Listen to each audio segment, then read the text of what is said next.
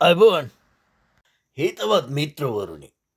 අද 2026 මැයි මස 26 මේ දිනවල විපක්ෂය ආණ්ඩුව වට්ටන්න එක විදි උපමාර්ග ගන්නවා. පොහොට්ටුව විසින් පානදුරේදී ජනරැලියක් පවත්වනු ලැබුව. ඇත මේක විශාල සෙනගක් රැස් කරගෙන කරපු ලොකු රැලියක්. පොහොට්ටුවේ ප්‍රධාන නායකින් බොහෝ දෙනෙක් එකේ මේ කතා කරනු ලැබුවා. අපි පොඩ බලමු මේක වීඩියෝ කීපයක්. අවසරයි ඒ වගේම රටේ අනාගත ජනාධිපතිතුමන් නාමල් රාජපක්ෂ මැතිතුමනි ඔබතුමන්ගෙන් අවසරයි. ඒ වගේම හැමදාමත් පොදු ජන පෙරමුණත් එක්ක හිටිය සියලුම මැති ඇමතිවරුන්ගෙන් අවසරයි වගේම හැමදාමත් මහින්ද රාජපක්ෂ වෙනුවෙන් ගොඩනගන පෙරමුණේ හිටගත්ත ඒ මහා දැවැන්ත ශක්තියගෙන් අවසරයි. ආසයි ලස්සනයි දැක්කාම 2005 මහින්ද රාජපක්ෂ ජනාධිපතිතුමන්ට දීපු ශක්තිය අද නැවත වතාවක් නාමල් රාජපක්ෂ වෙනුවෙන් හිටගෙන සිටිනවා. ඒක නිසා ආදරණීය අම්මා තාත්තේ ආදරණීය සහෝදර සහෝදරයනි මං කතාවකට ලෑස්ති නෑ. හැබැයි මගේ කතාව අරගෙන මම එනවා. ඒ කතාවට කාලේ හම්බ වුණා. ඒ කතාවට අපි මේ නිලියගේ කතාවෙත් තියෙන්නේ නාමල්ලාවට පස්සේ රාජපක්ෂලගේ උරුමය ගෙනියන්ඩ කියලා. ඔය රාජපක්ෂ හින්දා රට බංකොලොච්ච වෙච්ච බව දැන දැනගනේ මේ කතා කියන්නේ. මේ රැස්සිවිදි අපුරු වැඩක් වුණා. සංජීව එදිරිමාන්න එය තමයි මේ මං හිතන්නේ කළුතර දිස්ත්‍රික්ක මේ රැස්වීම සංවිධානය කරලා තිබේ. එයාගේ කතාවන්තිමේදී ඔහු ප්‍රදේශයේ ඉන්න සජබේ ප්‍රබල පුද්ගලයෙක් කියලා තරුණයෙක් එක්කගෙනත් හඳුන්වලා දුන්නා, දීලා නාමල්ට බාර දුන්නා. ඒ වෙලාවේ ඔහු හඳුන්වලා දුන්නේ පහුගිය පාර්ලිමේන්තු මැතිවරණයේදී ඡන්ද 21000ක් ගත්ත කෙනෙක් විදියට. ඒ වුණත් පස්සේ සජබෙන් හෙළි කළ ඔහු කිසිදාක පාර්ලිමේන්තු මැතිවරණයකට ඉදිරිපත් නොවිච්ච බව. ඒත් පහුගිය පළාත් පාලන කොට්ටාස මැතිවරණයට ඉදිරිපත් වෙලා ඡන්ද 63ක් විතරක් ලබා ගත්ත බව. ඉන්නවා ගොඩක් අය. අද එක්කෙනෙක් දෙන්න. අද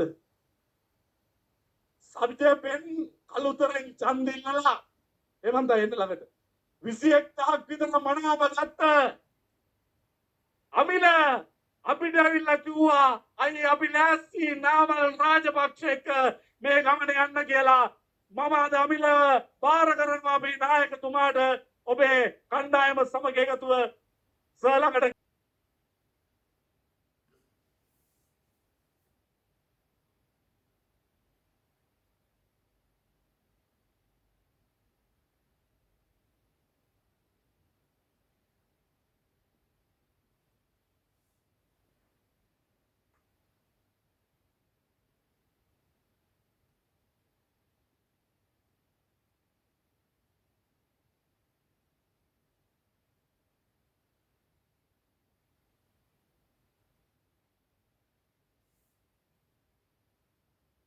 කණ්ඩ ගෙනහිලිකම් වලට එරෙහිව පක්ෂයක් විදියට කණ්ඩායමක් විදියට අපිට නැගී හිටින්න අවකාශය ලැබුණා.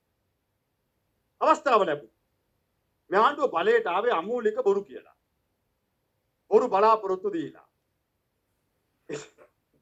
ඒක අපේ හැමෝම මතක් කරන්න යන්නේ නැහැ.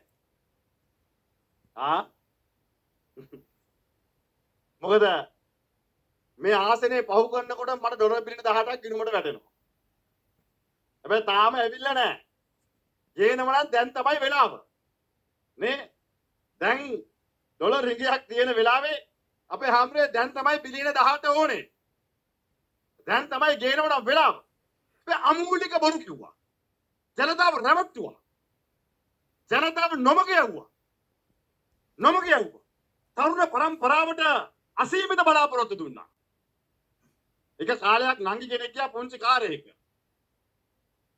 ඒක හරියට නෑ. ඊට පස්සේ ලක්ෂ 12කට වාහනයක් ගන්න ගියා. දැන් හැබැයි කියනවා එහෙම එකක් කිව්වේ නැල්ලු.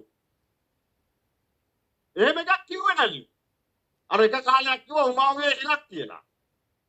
ඊට පස්සේ කිව්වා හිලේ වහලා කියලා. ලක්ෂ 12 වහණියක් දෙනවා කිව්වා. දැන් කියන හැම එකක් කිව්වේ නැහැ කියලා. මෙරටේ තරුණ පරම්පරාව රමුත්තුවා. උපාධිධාරියට රැකියාව දෙනවා කිව්වා. කර්මාන්ත ජනපද නිර්මාණය කරනවා කිව්වා.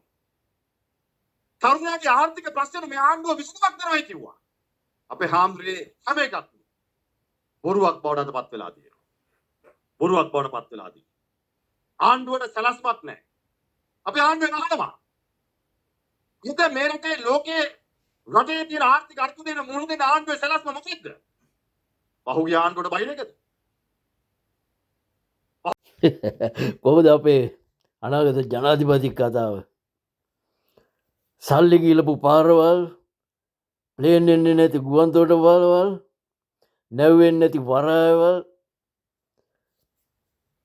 රටට ගෙන්නපු නැති ගුවන් යානාවලින් ඩොලර් මිලියන ගණන් පගාගත් ඒවා. අනේ නම ඔය තරුණයන්ට අවස්ථාව දුන්න ඒවා දැන් හෙළි වෙලා තියෙන්නේ. තරුණයට හෙටක් කියන සංවිධානයෙන් කරපු ගැහිල ගැන.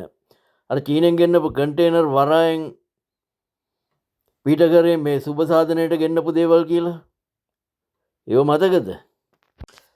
දැන් මේ තියාපු බොහෝටු රැස්වීම දවසේම ඒකාබද්ධ විපක්ෂය කියන කාණ්ඩෙත් ජායල සමුළුවක් පැවැත්තුවා.